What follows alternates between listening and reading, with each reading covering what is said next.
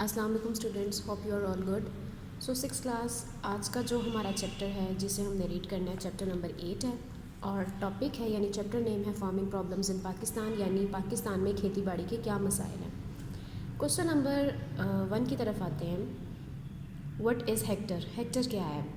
सबसे पहले तो मैं आपको ये बताती चलूँ, हेक्टर एरिया को मेजर करने का एक यूनिट है and the answer is the hectare is roughly less than 2.5 acres and 10,000 square meter।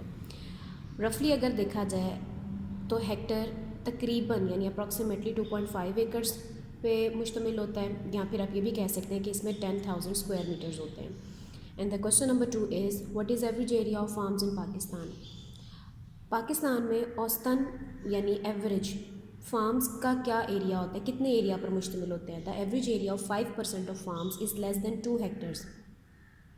Pakistan में फार्म एवरेज अगर देखा जाए तो 5% फार्म्स ऐसे हैं जो कि 2 हेक्टर से भी कम हैं। Question number 3, how much farm is affected by salt? कितने फार्म्स पाकिस्तान में सॉल्ट यानी कि नमक की वजह से मुतासर होते हैं?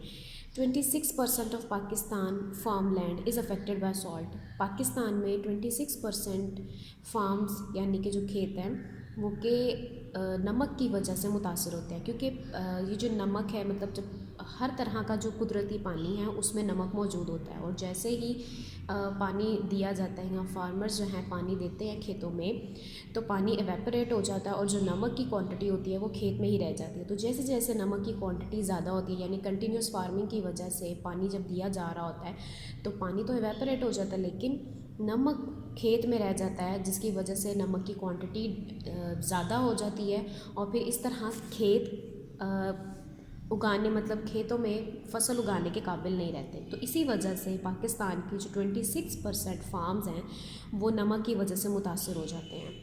उसके बाद है लॉन्ग क्वेश्चंस। अब लॉन्ग क्वेश्चंस की तरफ आते हैं। क्वेश्चन नंबर 1 है why do you think mechanization is impractical on small farms? अब आपको पता है कि हमारे जो फार्म्स हैं वो काफ़ी मतलब 5% फार्म्स ऐसे हैं कि जो छोटे हैं यानी जिनका एरिया 2 हेक्टर से भी 2.5 हेक्टर से कम होता है, यानी कि जो फार्मिंग के लिए मौजू नहीं होते, छोटे होते हैं।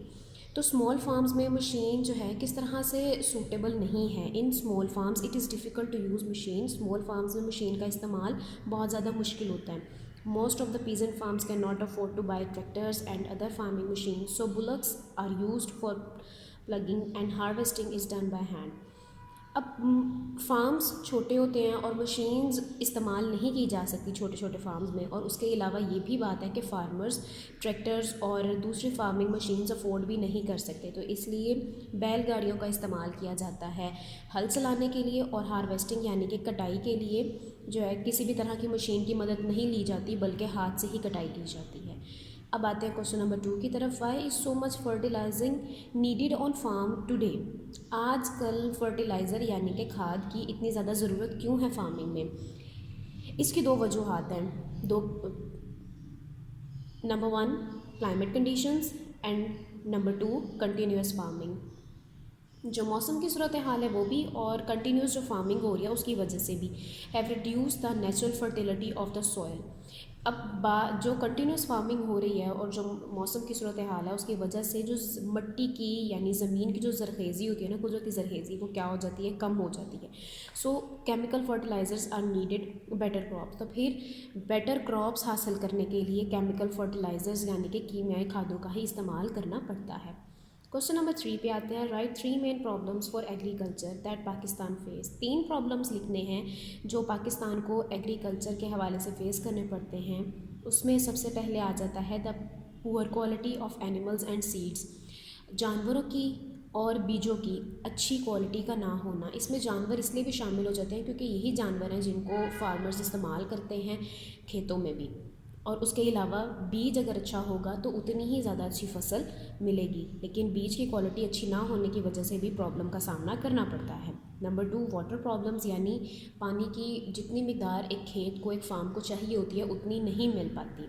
नंबर 3 सैलिनिटी, यानी कि नमकीन। सैलिनिटी नमकीन को कहते हैं। सैलिनिटी यहाँ से इससे मुराद ये है कि खेतों में नमक की जो क्वांटिटी है वो डे बाय डे ज़्यादा हो जाती है, इस वजह से भी किसान को, फार्मर्स को प्रॉब्लम का सामना करना पड़ता है। एंड वाटर लॉगिंग कहते हैं ज़मीन में पानी की ज़्यादा मकदार का होना, ठीक है, यानी जब ज़मीन में पानी की मकदार ज़रूरत से ज़्यादा हो जाती है तो भी फसल उगाने में मसले का सामना करना पड़ता है।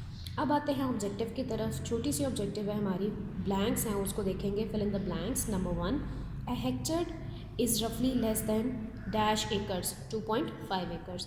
Number 2, distilling means removing dash. Distilling का मतलब क्या होता है? सॉइल और सिल्ट को रिमूव करना, यानी कि पानी में डिस्टिल, हम लोग पानी को जो है ना डिस्टिल करते हैं, यानी उसको कसीव करते हैं, उसके अंदर से जो ऐसी चीज़ें जो कि ज़रूरत नहीं होती वो निकालते हैं, जैसे कि मिट्टी और जो गंद होता है, हम पानी को साफ़ करने के लिए उसमें से ये मिट्टी और गंद को निकाल दिया जाता है। Number 3, pesticides are weed and insect killers. Pesticides basically weed और इंसेक्ट्स को किल करने के लिए यूज़ होते हैं। Number 4, dash of Pakistan farmland is affected by salt.